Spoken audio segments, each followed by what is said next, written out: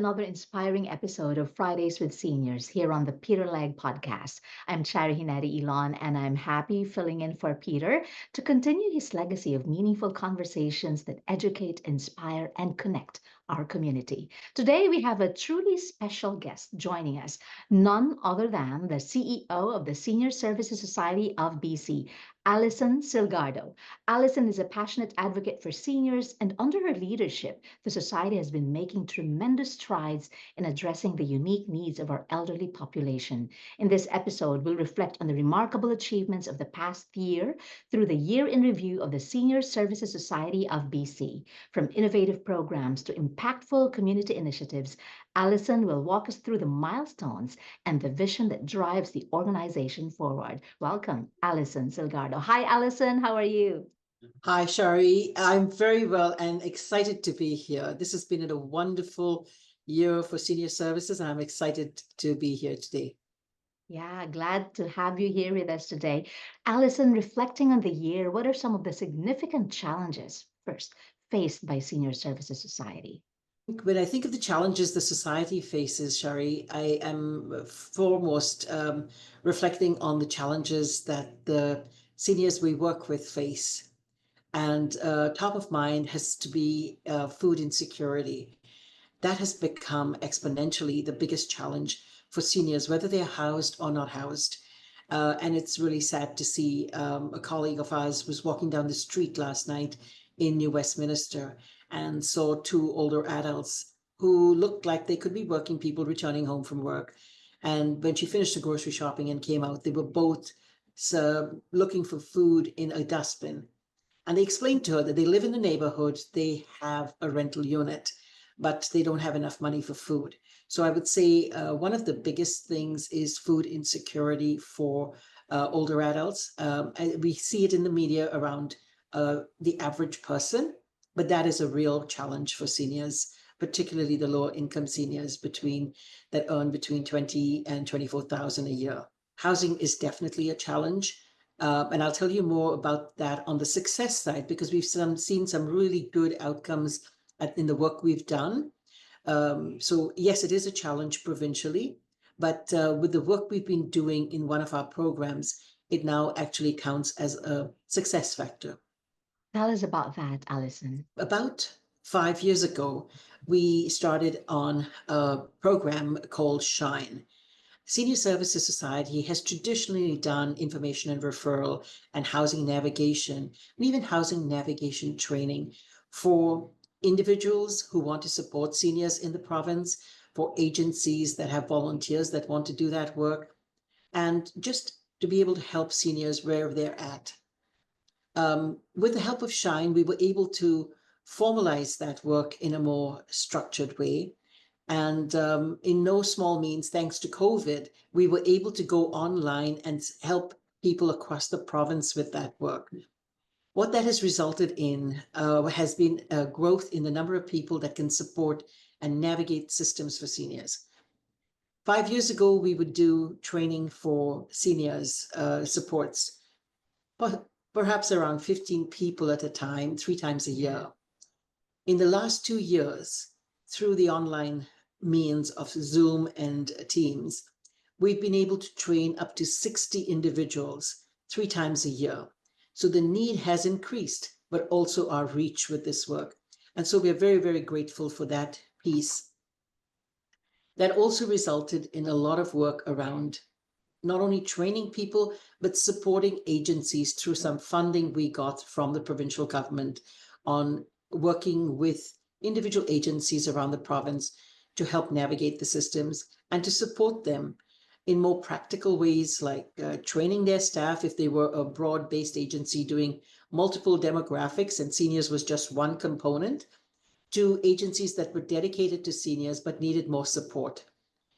And happy to say, with the work we've done around navigation and housing, particularly through our agency in the Lower Mainland, this is month 11 that has started. So as of December 1st, we have had 10 months that we have, as a team, had more affordable housing units made available to us than low-income seniors who are independent that need housing.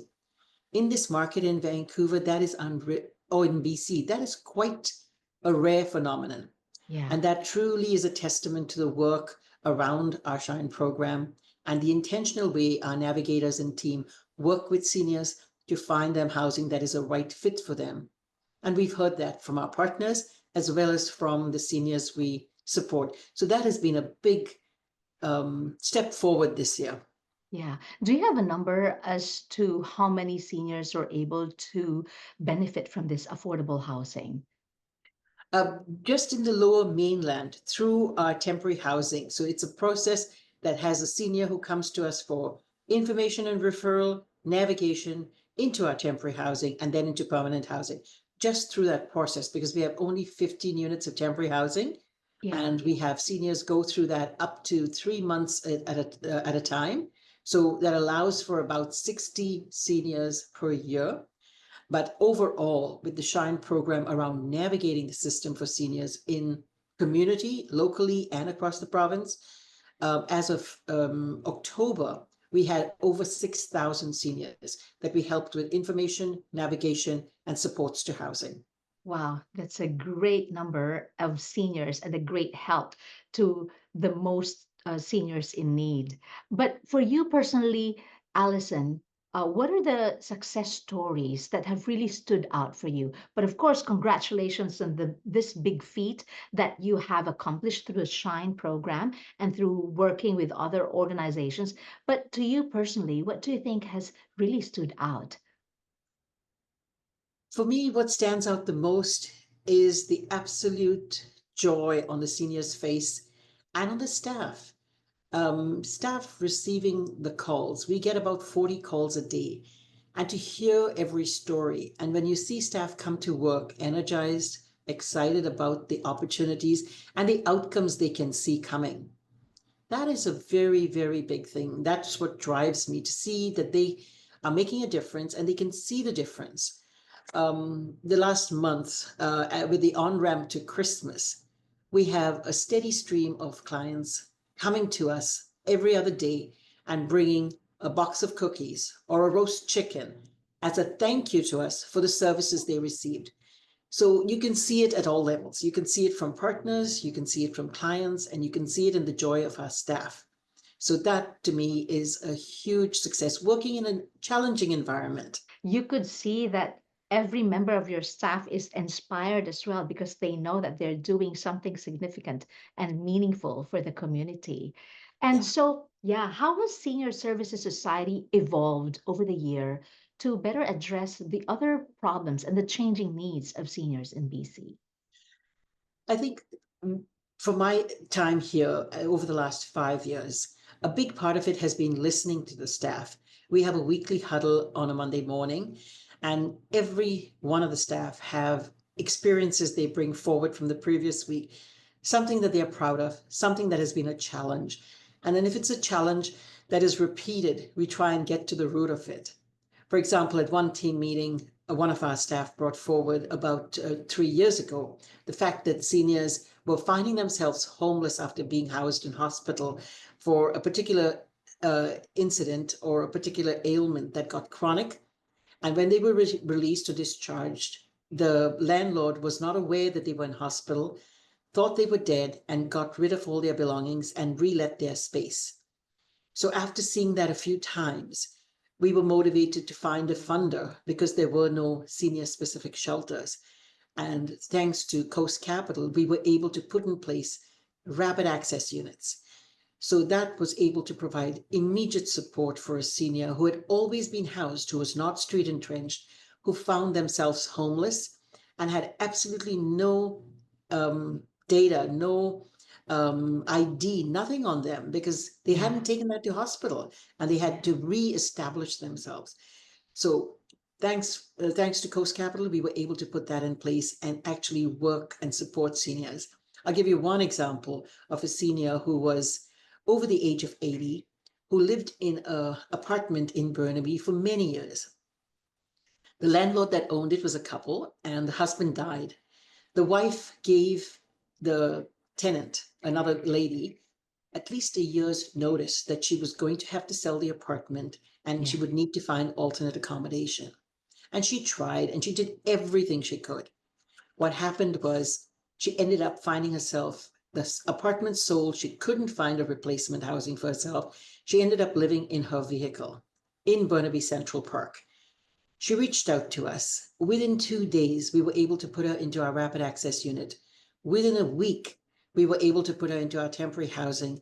And happy to say she is home for Christmas. We were able to put her into permanent housing within a month. Like that is rare for a senior. Yes. And Yeah. those are the stories that inspire and really drive us to do what we do and to help others in the other parts of the province do the same because it's possible, right? It truly is possible. Yeah, your dedication, your teamwork, and collaboration helped make this happen. Tell us about the other collaboration that you make with other partners. Like, what are you particularly proud of, apart from your partnership and the support that you got from Coast Capital with this rapid access unit, etc.? What about other collaborations that you have made over the year? Um, I think everything we do is working with partners or through partners. So, for example, even with the seniors in New West, we identified with the city that there were seniors in purpose-built rental buildings that did not access community supports. They were residents of the city, but didn't feel comfortable accessing those supports. So with intention, we were able to identify the buildings that might have low-income senior renters and actually encourage them to participate in a program where we took them on our shuttle bus to the community center and worked with the city to deliver seasonal specific programs. So for example, in summer, they would be given some kind of a program or training around emergency preparedness, while we brought them there on the shuttle for a meal, and they were able to get training and supports and supplies from the city. And then we were able to take them back and also provide them with a dinner that was packaged.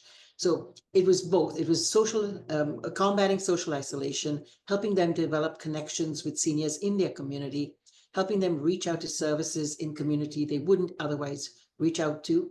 And that's just one example. We have another partnership similarly with an agency called Heritage Office Furnishings, where they reached out to us well in advance and said, we'd like to help. Our team would like to help. And so they are going to fundraise over their year to be able to do a 50-50 or a raffle or auction and generate funds for seniors. Um, I don't think there's anything we've done, whether it's our Walk of Ages this year and whether it was our gala a couple of years ago. Uh, there's no endeavor that we've taken on that we've had to go alone.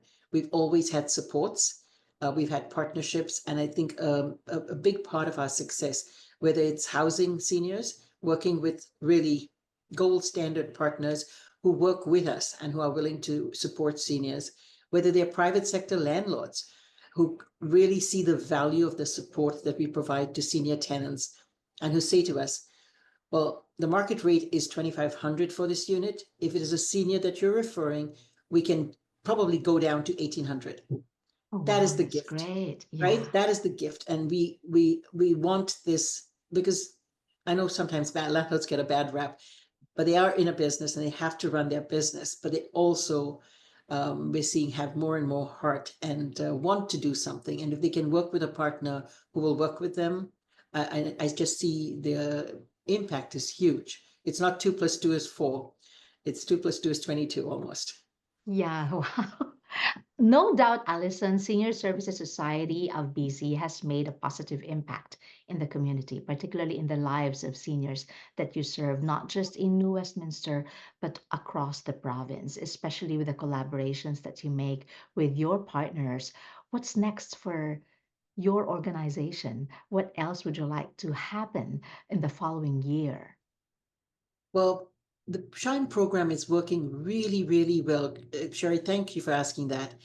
And it's not a expensive solution. When you think of what it costs to build a building and what you think what it costs to run a building, the supports a senior needs maybe a light touch, low tech, but it is really economical for our program. So we've been able to identify the costs per unit or per hub that it would take. We'd love to see it expanded to twice as many cities. Currently, we're in 10 cities, and hopefully it would then be something that could be scaled up across the province. And it's a model that any province can take on and make it their own because it works. It is supporting seniors in a network model at the city level, which is where they live, and looking at homelessness not from a lens of physical infrastructure, but from the Indigenous point of reference, which is connection to community and resources. So if you disrupt a person from their community, that really takes a part of them away. So how do you help them age in place and in community? So I think if we can just expand it and have access to more seniors in BC would be a huge first step. A big part of our piece has been also around creating an awareness, because I do believe that people do not quite understand, as a rule, the challenges the average senior faces. When you think of homeless populations, you quite often think of people who are street entrenched, who've been battling addiction. That is not the average senior who's homeless. So that's the disconnect. People think of seniors in a particular way as well settled, well financed, and it doesn't take much for a lot of seniors to become homeless. So the big challenge up to now has been the awareness piece. And we've done our bits with podcasts like this or social media. We're so grateful to the BC Broadcasters Association that nominated us and has awarded us with a humanitarian award yesterday. Wow, And with that, congratulations. thank you. And with that, we are really grateful to have a year's worth of an awareness campaign. That's I can't amazing. imagine what the impact of an awareness campaign around seniors homelessness will do for seniors in BC. But I'm just grateful. That probably is our biggest success and our hope for next year. That is amazing. That is actually a testament, yes, to the success that you are doing with the Senior Services Society and, of course, addressing homelessness. But I'm curious, you mentioned earlier that there are 10 cities already involved in the program. Could you mention what are these cities? Sure. So we tried to balance the cities across every one of the 5 regions. So in Vancouver, we have the West End Seniors Network based out in the West End. Then we have ourselves in New Westminster as the hub. We have Brella Society in Surrey. We have Langley Seniors Resource Center in Langley. We have the Seniors Resource Center in Kelowna, One Sky in Penticton, Nanaimo Family Life in Nanaimo, Beacon in Victoria, and the Prince George Council of Seniors in Prince George. So we've got partners in every city, and then we've got what we call affiliate partners that bring in subject matter expertise to any senior around the province, and that is particularly around mental health challenges, because often seniors who are in this predicament of being homeless or about to be homeless are really challenged. So we have a partnership with Moving Forward, who provides zero cost to low cost counseling for a senior in need within the program. And we have Seniors First that does an exemplary job in providing legal supports around seniors who might be struggling with challenges around their tenancy or need a probate or estate issue, or particularly around elder abuse, which is also something that has been increasing. So we've tried to build in supports. And last but not least, the support that we've been getting from what we call a super unit, which is a combination of 3 government entities. Um, because most of the seniors we work with are in the age group that are transitioning from provincial funding to federal funding and need a lot of support to make sure that that transition is seamless.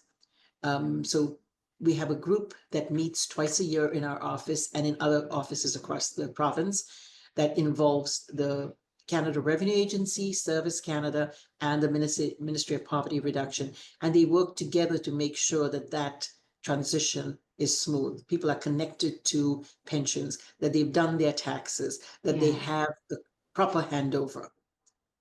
Yeah. So you're not just helping with the homelessness, you're helping with the lifestyle as well of the seniors, their mental health, addressing their tax concerns, and of course, getting the benefits that are due for a senior, right? Absolutely. And our newest partnership that we're about to work with or work through in 2025 is around a number of seniors that we've seen, an increasing number that don't want a handout, but they want a handout and they'd like to be able to gainfully earn their Yeah. income.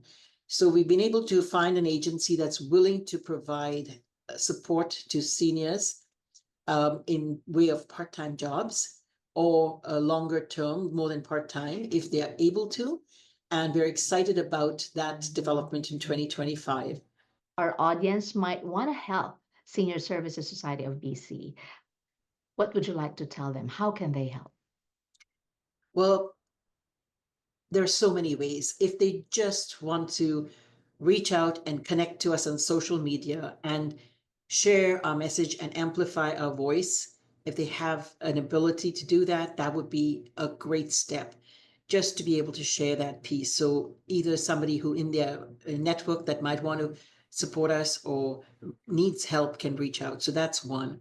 If they can connect with us and want to be a member or be on our board or donate to us, we're always welcoming, definitely looking for people who would like to support our programs and be able to be part of that. So they can participate in many ways as a volunteer or a donor, or even if they have no ability or time, even just connect with us and share our message.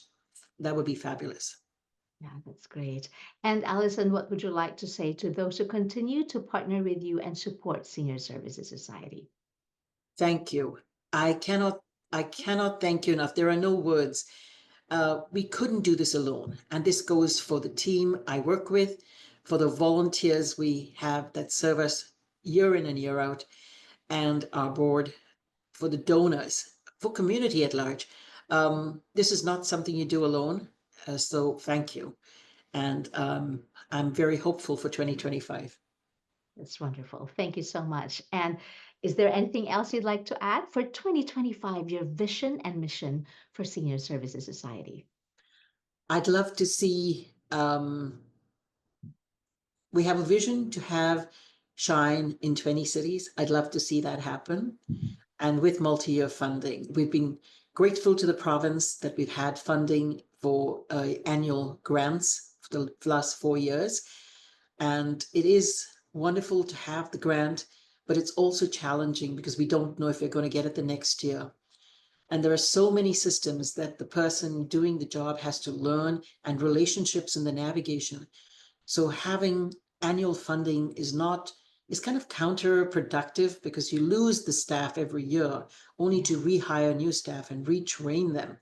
So to really put this to the test and see the full potential of the Shine program, having multi-year funding would be a tremendous step.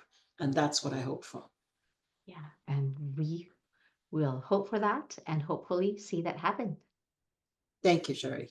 Thank you so much, Allison. And that's a wrap for today's episode on Fridays with Seniors. A huge thank you to Allison for sharing the amazing work happening at the Senior Services Society of BC. It's inspiring to see the difference they're making in the community. And to all of you listening, thank you so much for joining us. You've heard Allison. Don't hesitate to reach out to Senior Services Society of BC, whether you need help or you want to help. Please do so and connect with them. This podcast is brought to you by Senior Services Society of BC. Don't forget to share this episode to your network so you can help amplify the voice of seniors. I'm Chari Elon, filling in for Peter Leg here on Fridays with Seniors on the Peter Leg podcast.